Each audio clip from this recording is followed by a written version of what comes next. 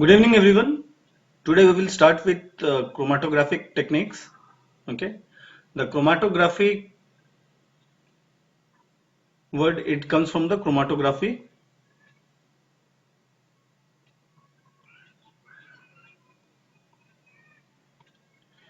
where the word chroma it means colors. Okay, and the word graphy it comes from a Greek word which means literally means to write. Now, why this thing? This is because at the initial days, the chromatographic techniques it was used to separate pigments from plant sources. Okay, hence the name these pigments it comes over here. Okay, so now before going into the details, let's let's discuss about what we'll be expecting from here. Okay, suppose when you go to Madhuvan or any other restaurant, you have a host. Say the host is A. Okay, then again you have another what do you call another group who are invited, and this invited stars you have your friends from the class. Now suppose I also go over there, so I will form another class, okay, say teachers. Okay. Now these friends and teachers combinedly they form the guest. Okay. So herein we have,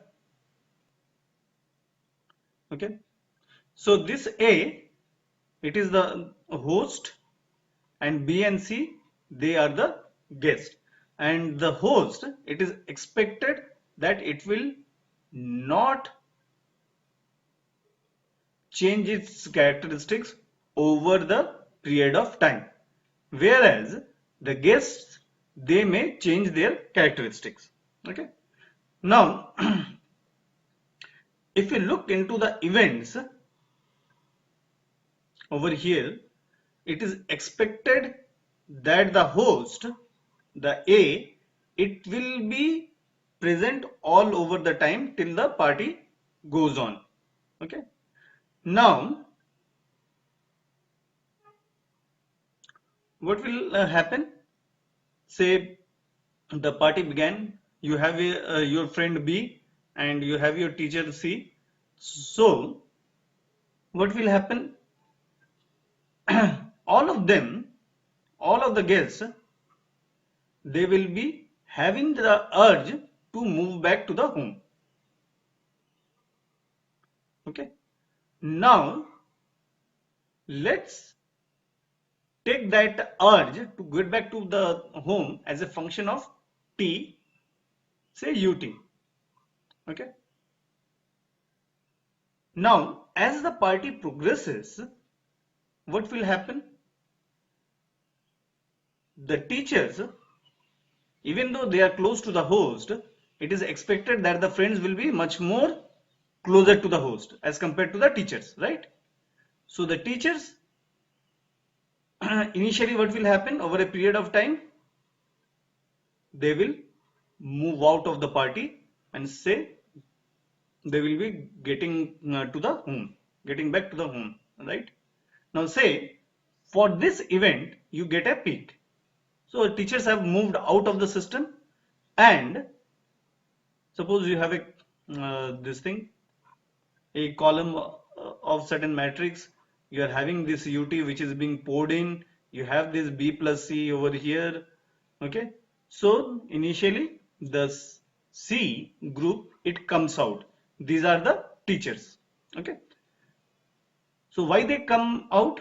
As I said, the friends your friends, they will be having a stronger interaction with you guys as compared to the teachers. Okay, so usually the teacher, they will move out. That may be also due to the respect and all these things, right? So the first teachers move out, and at the entry gate, oh sorry, the exit gate, what will happen if you look over here and if you analyze, you will see that one person has moved out, right?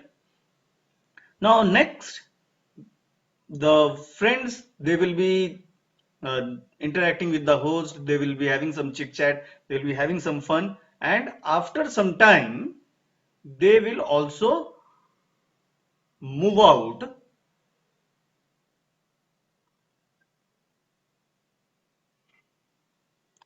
but their peak will be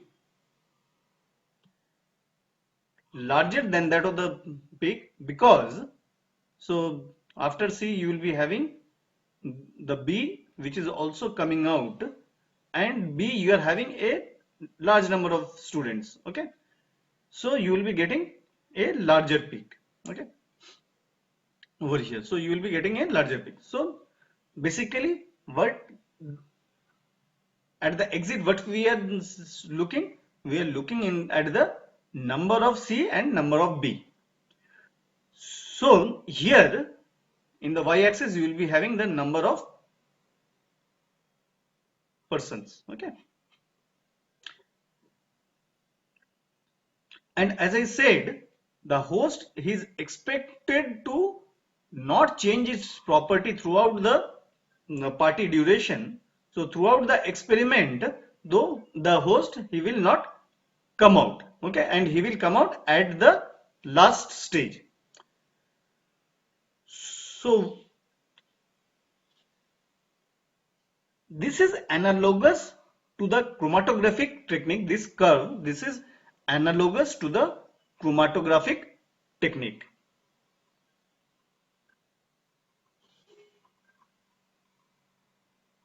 Okay,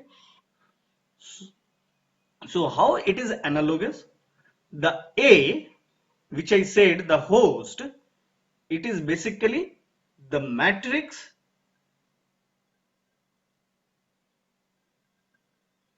within a within the chromatographic system, whether it is paper chromatography or any other chromatographic techniques. Okay, so the matrix over here, it is a stationary thing, and this matrix, it does not changes its property over the period of time, and they remain at its place during the whole of the experiment. And this matrix, this A, the host, they are regarded as stationary phase.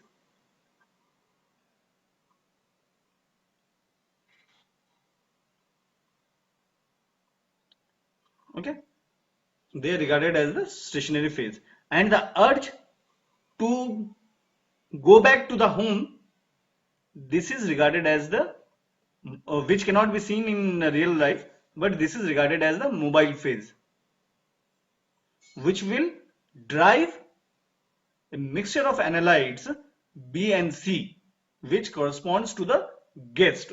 Okay, and this part, so this is the guest, and they are basically the sample. Okay, and B and C, they are the analytes.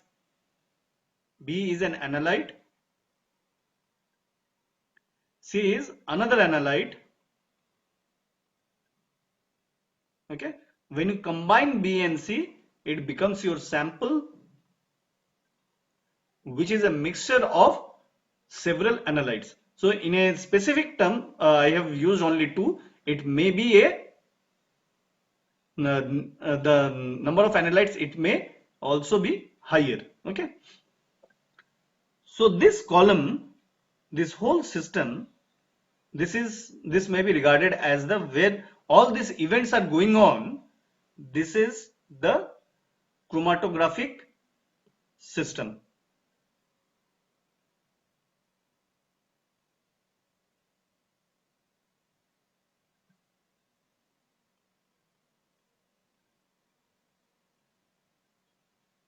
Okay, and then at the exit point you are looking into how many number of B and C they have come out. So this is the detector. Okay, and it is used to analyze the concentration of the analytes which will be there within the sample. Okay, so what happens over here is that in a typical chromatographic system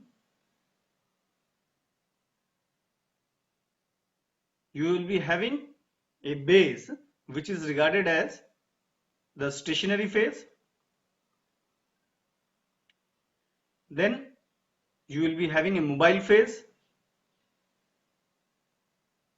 Okay, then you will be getting some eluent.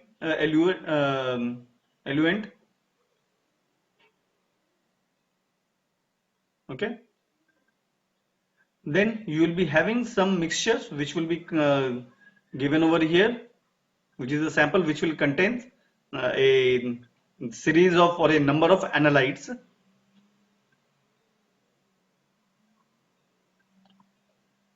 Elu,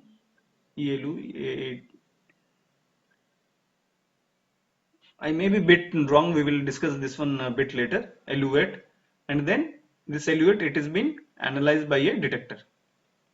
Okay. So under this case, under chromatographic technique, what happens? You have a number of samples, then you have the mobile phase. So along with the mobile phase, this mobile phase, what it does, it takes the samples along with it through this stationary phase. Okay, the chromatographic system within the which are placed within the chromatographic system, and due to the liking of the different analytes B and C, so what will happen? Since C is having a lower liking for the stationary phase, it will come out of the system and it will be analyzed by the detector.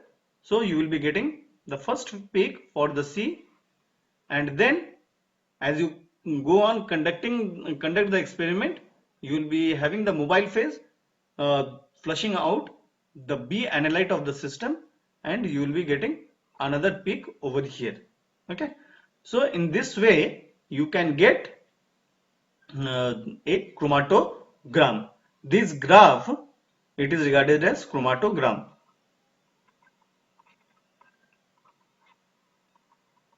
Okay.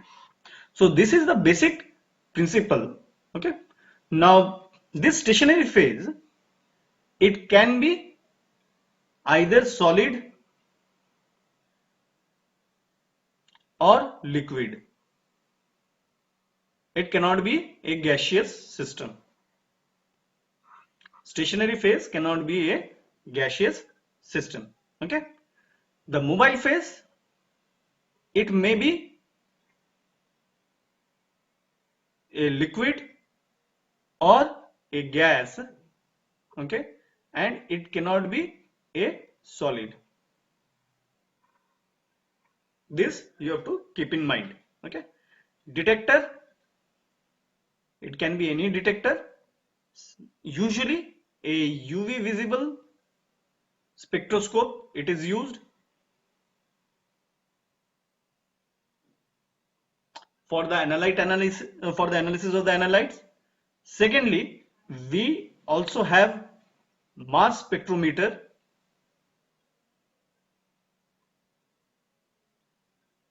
which is also sometimes used, and we will discuss this mass spectrometer after this chapter. Okay, so anyway, what you know how why we use these detectors? We use this detector for the analysis of the analytes which are coming out of the system. Okay, and in a usual chromatogram, we do not look into the number of person. We basically look into the concentration of the analytes, or in other words, absorbance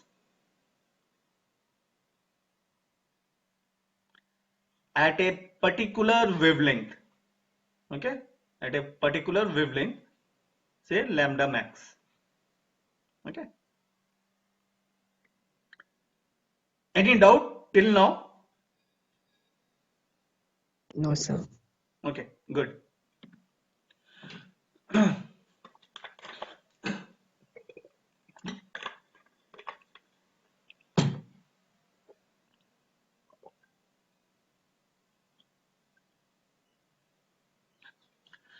Now, what is a chromatography?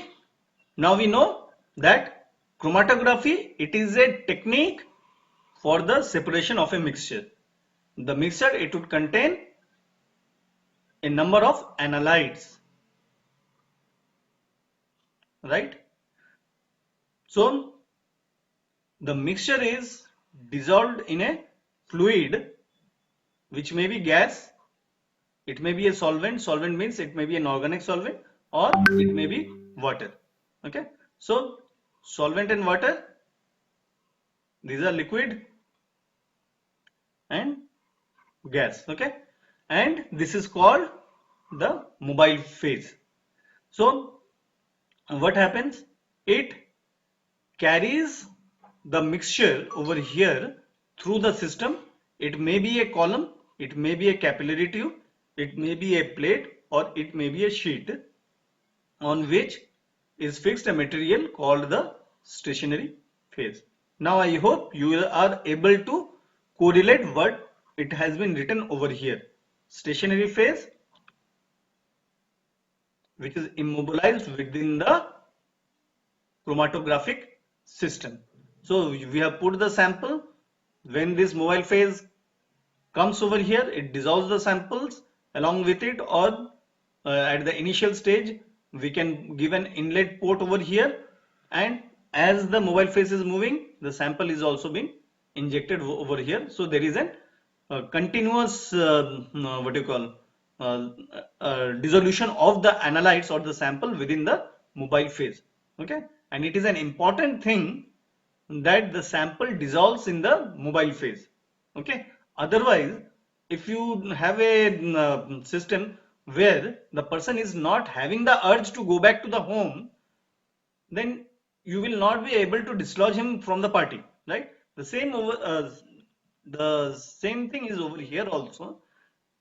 The mobile phase, it has to has the uh, loving nature for the samples, then only it will be able to draw the analytes through this stationary phase. Okay, and that's why it is the mobile phase, it dissolves the samples. Okay,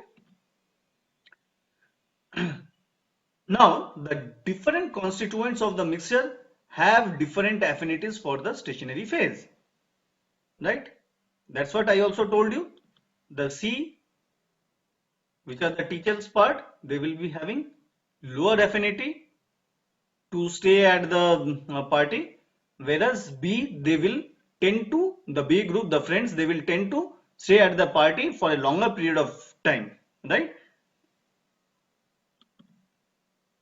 The different molecules stay longer or shorter on the stationary phase depending on their interaction with its surface sites. Okay, so they travel at different apparent velocities, okay, in the mobile fluid, causing them to separate. Okay, the separation is based on the differential partitioning between the mobile and the stationary phase. Mobile and the stationary phase. Subtle differences in a compound's partition coefficient result in differential retention on the stationary phase and thus affect the separation. Okay, so what it is saying, basically it is the affinity between A and B and C and B. Since the affinity between A and B, it is greater than the affinity of A and C, so the C will be flushed out earlier as compared to the B. Okay,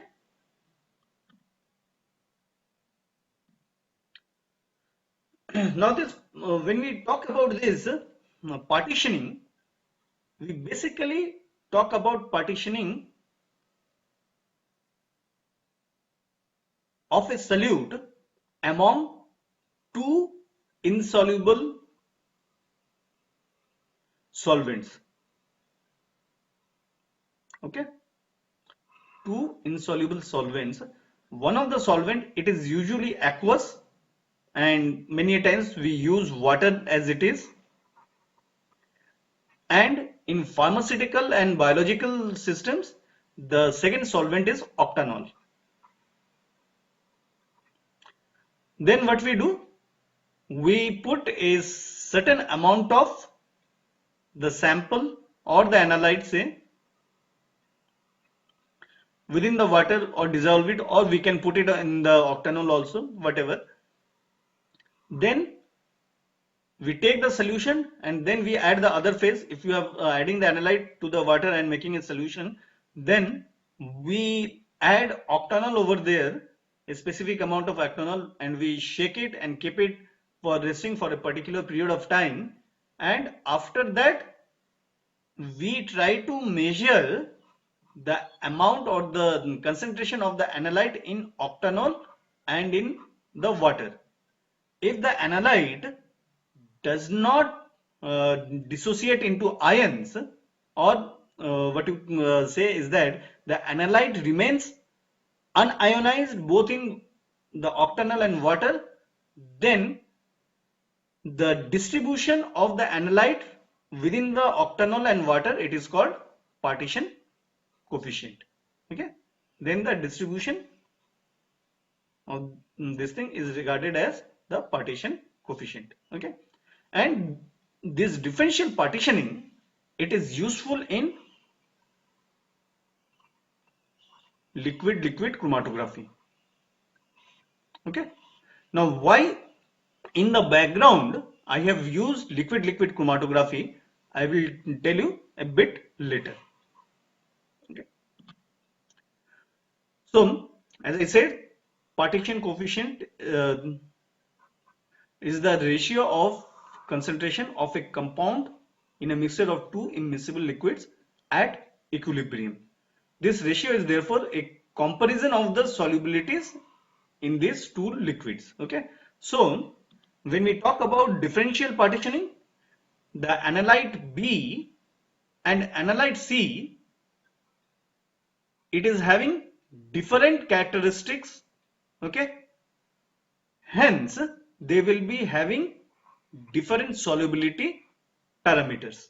Okay, basically this partition coefficient effect, it helps you to understand whether an analyte is an hydrophilic analyte or compound or a hydrophobic compound.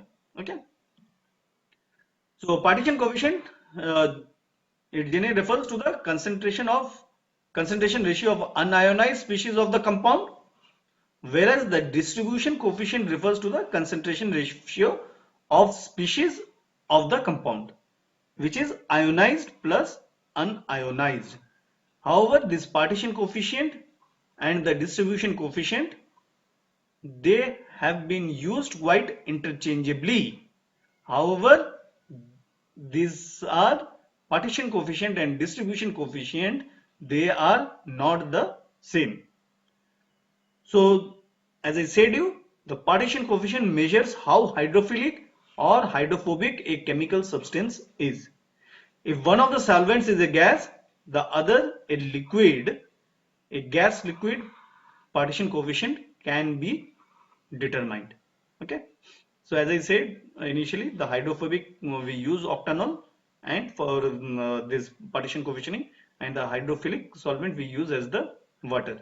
So this is octanol is to water partition coefficient, and if you have a gas and you have a liquid, then that partition coefficient is regarded as gas liquid partition coefficient.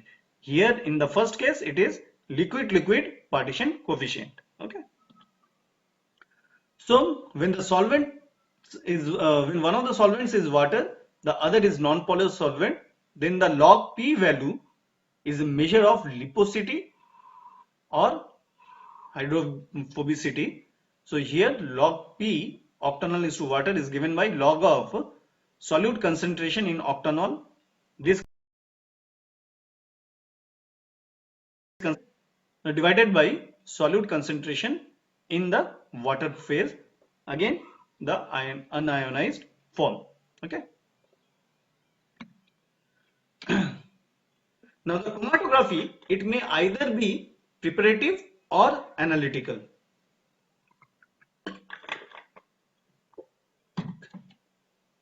In preparative chromatography, it is just a method or a technique of purification, okay, where what you do is that you have to add a large number of analytes, a large number of the mobile phase, and then you can segregate the analytes in a larger volume. So the preparative chromatography, it is basically deals with the purification process, and it should be capable of handling a larger amount of the samples as compared to the analytical system.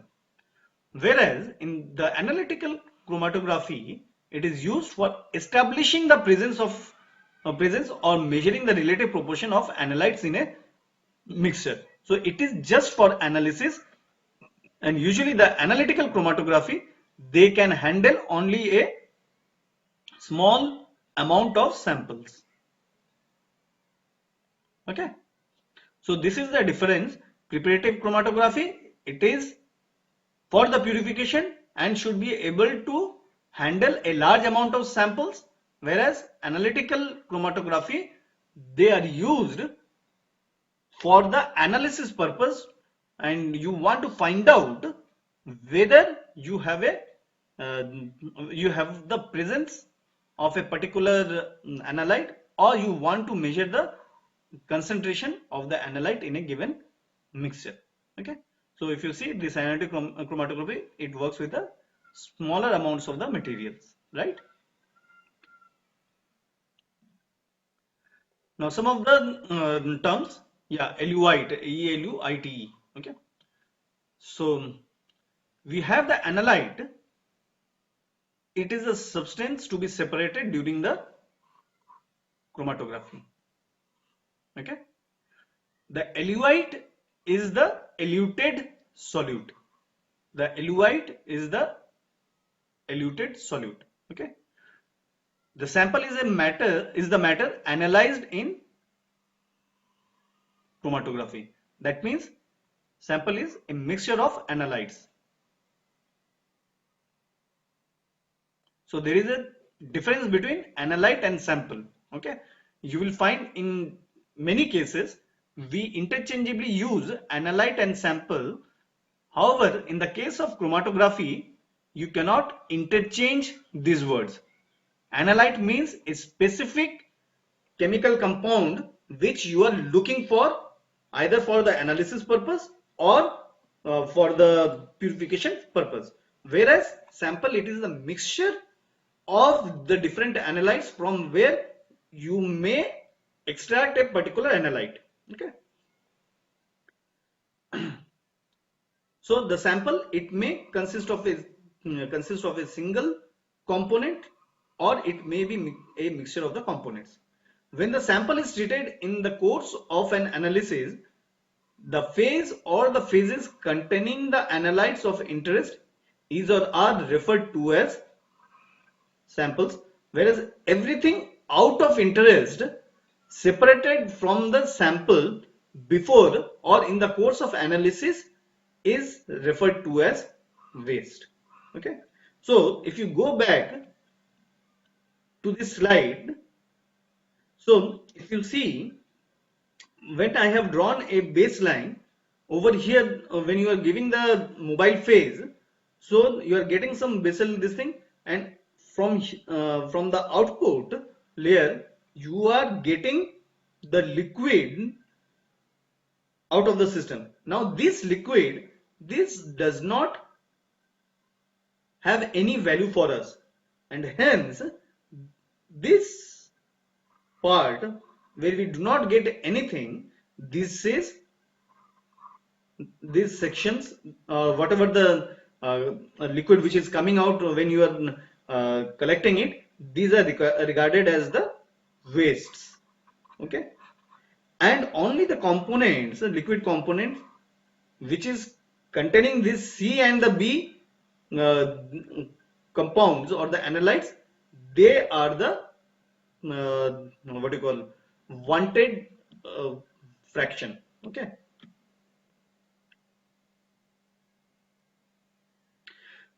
the bonded phase is a stationary phase that is covalently bonded to the support material, support particles or inside wall of the column tubing. Okay, a chromatogram is the visual output of the chromatograph. Okay, in the case of an optimal separation, different peaks or patterns of chromatogram corresponding to different components of the separated mixture can be obtained. Okay, a chromatograph or aerograph is an instrument that enables a sophisticated separation. So this aerograph, when we use gas as the mobile phase, the eluate is the mobile phase leaving the column. Okay, this is also regarded as the effluent, right? Eluent is the solvent that carries the analyte. Basically, it is the mobile phase. Okay, an allotropic series is the list of solvents that has been ranked according to their eluting power. Okay, according to their eluting power. And immobilized phase is the stationary phase. Okay, the mobile phase is the phase that moves in a definite direction, and it may be liquid in the case of liquid chromatography and capillary electrochromatography (CEC), a gas in the case of gas chromatography, a supercritical fluid in the case of supercritical fluid chromatography (SFC). Okay, so the retention time is the characteristic time it takes for a particular analyte to pass through the system. Okay,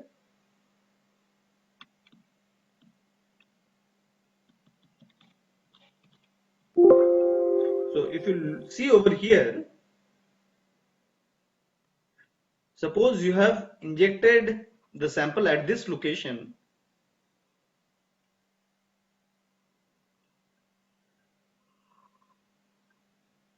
This duration from the injection of the sample to the what do you call, to the elution of the analytes, it is the retention factor of this particular analyte C. Okay, so we can name it as RFC, and similarly we can have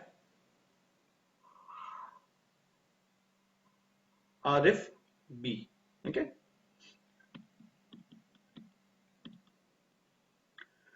the detector refers to the instrument that is used for qualitative and quantitative detection of analytes after the separation process. Okay.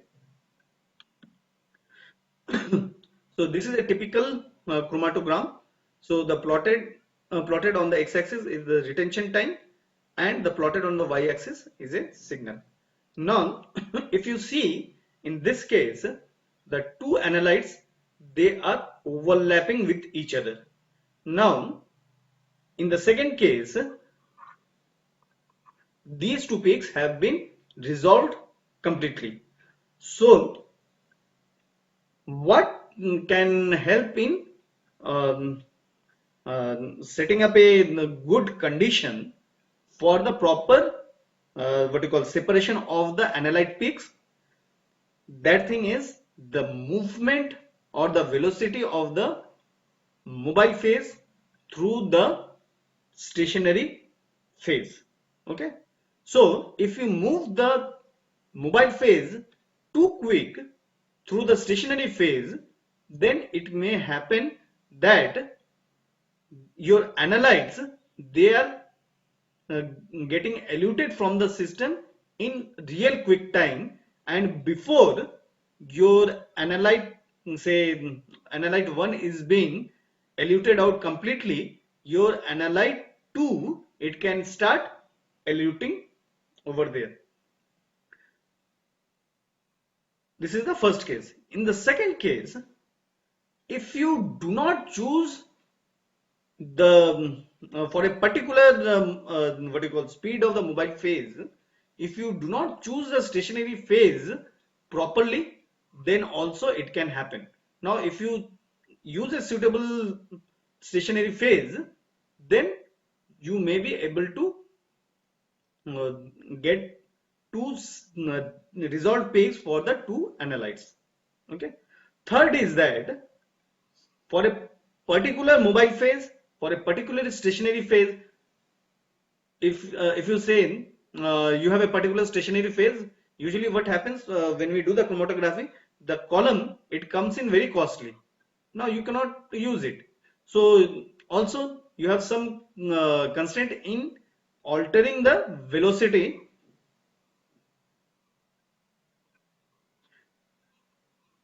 So suppose you have come to the lowest velocity, okay, and still you are not able to resolve this peak, then what you can change? We have discussed that differential partitioning of the solute should happen. So how you can change the differential partitioning? You can change the mobile phase. You can change the mobile phase, and then you can tailor this velocity also, velocity of the mobile phase, to get to resolved peaks. So if you are getting some problems with the while resolving this what you call while resolving these peaks of different analytes within a sample, then what are the tools available with you? The first tool is the velocity of the mobile phase. You try to change the velocity. If both are getting fused, then try to slow down the velocity. And even if coming to the lowest velocity, you are not able to get the resolved peaks, then it is better that you go to the or you change the mobile phase, so that you can alter the differential partitioning of the solute between the mobile phase and the stationary phase, and hence you can result in the proper resolving what you call proper resolution or the proper separation of the analytes from the mixture. Okay. Any doubts till now? Sir, is it possible to club the property of both these type of the chromatography into a single one? Like suppose in the vaccine production, we want to purify the vaccine from the medium and also want to check the customers of that. So in that, we need these two type of chromatography. Which two time? Yeah, this analytical and this preparative. Hello? Are you talking about this analytical chromatography and this preparative chromatography? Hello?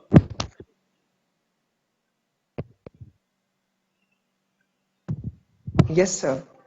No, the thing is that these are totally different. Okay, so when you are working in a lab scale, you basically work with the analytical chromatography. You take the information from there, and once you have all the information parameters, then you use it in the this use the preparative chromatography to purify the substance. Okay, because as I said, analytical chromatography, it works with small amount of analytes. Okay, whereas preparative chromatography, it is capable to handle large samples. Small samples is not analytes. And preparative, it can handle large samples. You can do it over here, but again then it is not advisable This is because, say for the example, um, suppose when you are in, say, you are in third year, suppose you can go and attend the fourth year class, okay, but without completing all these, all the courses of the third year, is it advisable to go to the fourth year class?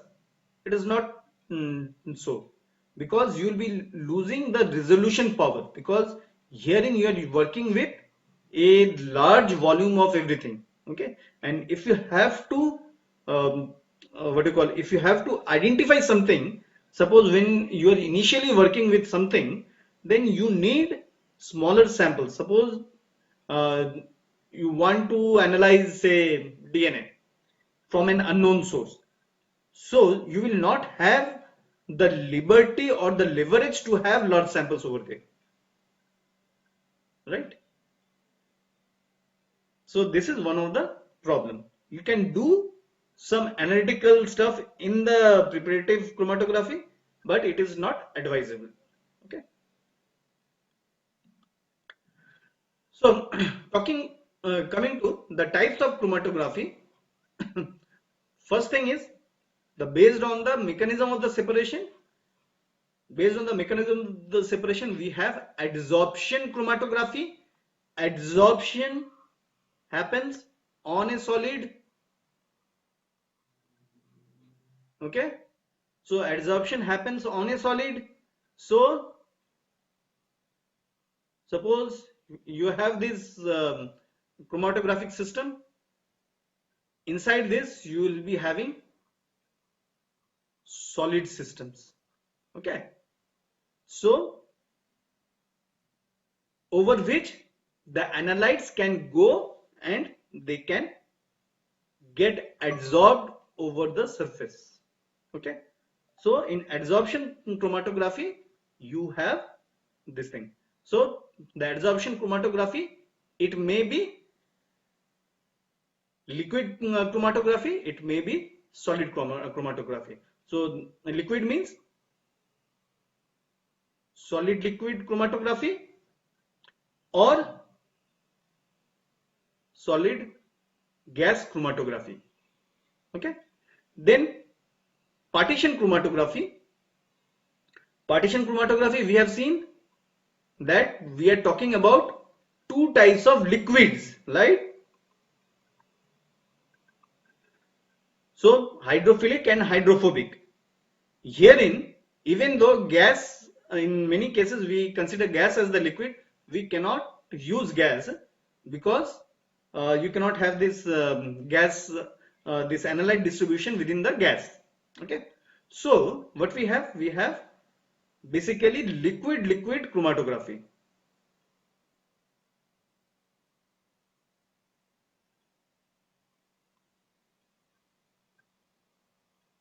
Okay. So this liquid-liquid chromatography can be of two types again. The initial liquid, it may be hydrophobic or it may be the mobile phase, it may be the hydrophilic. Okay. So initially you will remember whatever the phase is given, that is of stationary phase, then the mobile phase is given. So initially the hydrophobic or hydrophilic liquid chromatography, or you can have the opposite, hydrophilic and hydrophobic liquid chromatography. Okay, you can have both the things. Then you have ion exchange chromatography. In ion exchange, what happens?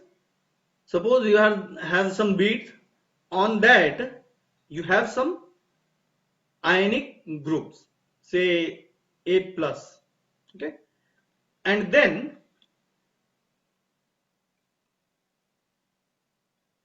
you have, say, B minus ions, okay. So these B minus ions, they are called counter ions, okay. And this solid phase over here, it is regarded as, in general, regarded as resin, ionic resins, okay. So this part, this resin plus this cation, in this case it may be an anion also. So this part, it is regarded as the resin, and then you have a counter ions which is interacting with the resin through ionic bond. Now then you use an analyte which is another anion, say X minus. When you give to the column, what it will do? It will have larger affinity as compared to the B minus ion for the A plus ion. So what it will do? This X minus ion, it will replace the B minus ion, and hence we will be getting A plus X minus system. Okay. And all the B minus ions, they will be, not all, depending upon how much concentration of X minus ions you are giving, they will be flushed out of the system. Okay. Then what happens? You have this one. Now you can either change the pH, or you can add another ions which is having a strong affinity to A plus as compared to the X minus ions, and say that is Y minus ion.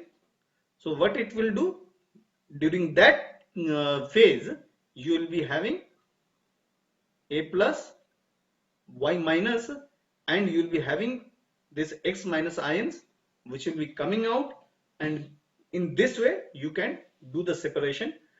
And after that, after your experiment is conducted successfully, after it is completed, then this system, it is then there are a series of this thing, it is washed properly, either through the pH, either by changing the pH or by changing the ionic concentrations.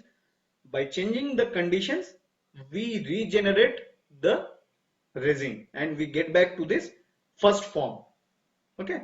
So this is what it happens in ion exchange chromatography. So here the counter ions, they are getting exchanged with a new ion. Okay. Then we have size exclusion chromatography. So in size exclusion chromatography, you have bead systems which are packed, and when you pack the big systems, if you pack some powders or granules within a jar, you will find that there are some channels. Okay. Now in these beads also, this stationary phase also, you will be having smaller porous structures. These beads will be porous structures.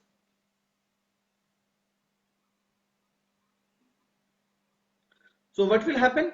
The larger molecules, they will be eluted first. Please remember, in size exclusion chromatography, the bigger molecules,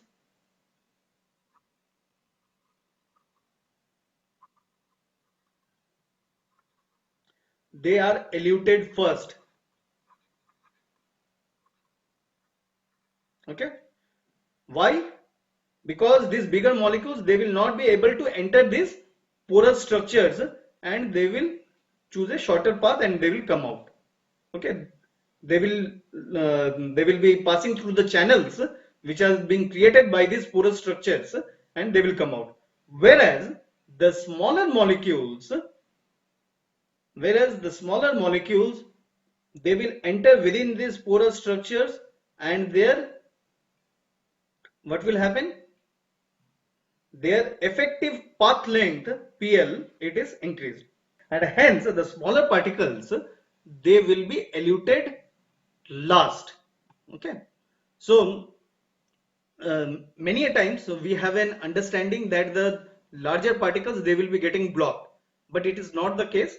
So this you have to conceptually make it clear in your mind, that in size exclusion chromatography, the bigger molecules, they pass through the channels and they are eluted first, and in the second thing, the smaller molecules, they will be passing through the channels, and their effective path length will be increased, and they will be coming last.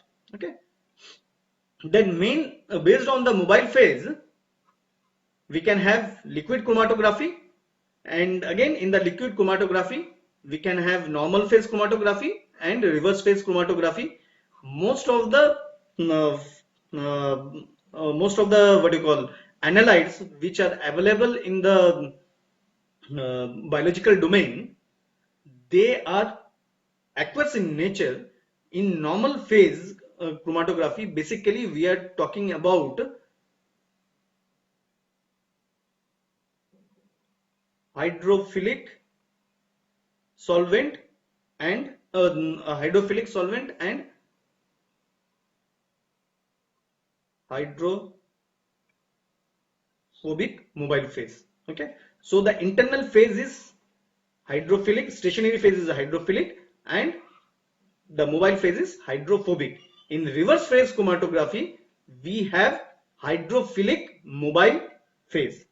Okay, then in gas chromatography, we all know we can have liquid gas chromatography or solid gas chromatography. The gas, it forms the external phase. Then we have supercritical fluid chromatography.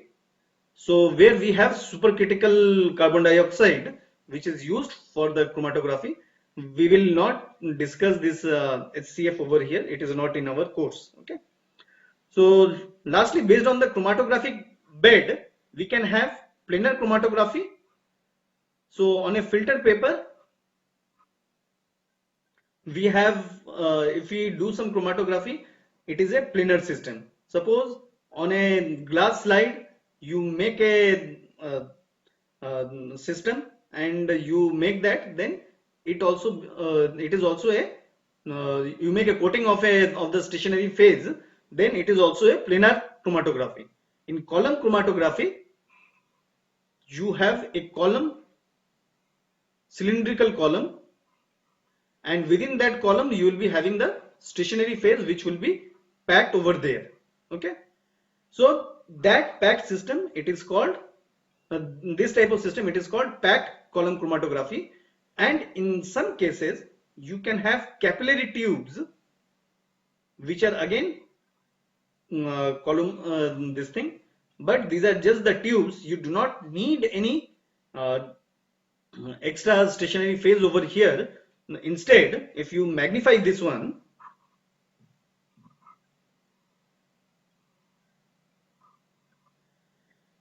you can what you call, you can manipulate the surface of these tubes either with liquid or solid, and then if you do the chromatography, then it is called the tubular chromatography. And over here if you see, there is no such stationary phase as such, but on the surface of these tubes you will be having some modifications, and whatever the interaction will happen between the analytes and the solids, it will be on the surface, internal surface of the these tubular structures, and hence it is called and it is called the tubular column chromatography. Okay, so plate count. So maybe we will talk tomorrow, discuss tomorrow, because if I start, I will not be able to complete it. Okay. So do you have any questions?